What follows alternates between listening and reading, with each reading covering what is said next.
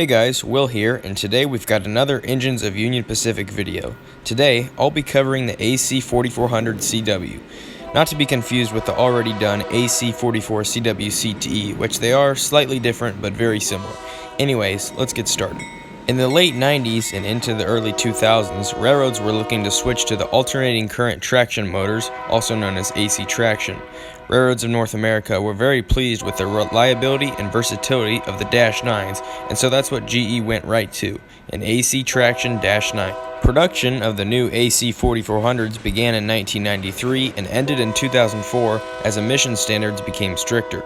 All Class 1 railroads of North America bought the units except for NS, as they were all in on Dash 9s. UP owns 1,338 of them, numbered from 5554 to 6887 and 7080 to 7297. UP is the largest owner of the units. 279 were acquired from Southern Pacific, with 7 of them still being in the Bloody Nose paint, and 35 came from the Chicago and Northwestern, with only 6706 being the last unit in the CNW paint. The AC stands for alternating current traction motors, 44 for the 4,400 horsepower, and C for the C-C 6-axle wheel configuration, and W for the wide cab.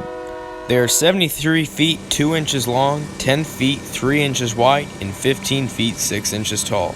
They weigh in at 420,000 pounds and can produce 180,000 pounds of tractive effort using the 4-stroke GE7 FDL16 prime mover. They have GE B13 AC traction motors. Top speed is 70 miles per hour. They can hold 5,000 gallons of fuel and 55 cubic feet of sand. UP's units feature a Nathan K3 LA horn. Here's some examples.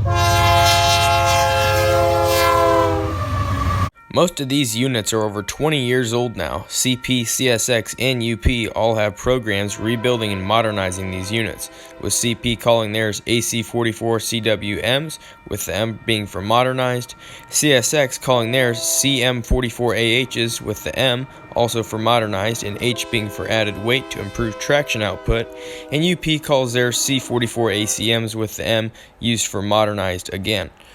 These units, rebuilt or not, can be found all over the country and will continue to serve their railroads for many years to come. Thanks for watching. Union Pacific Omaha, out.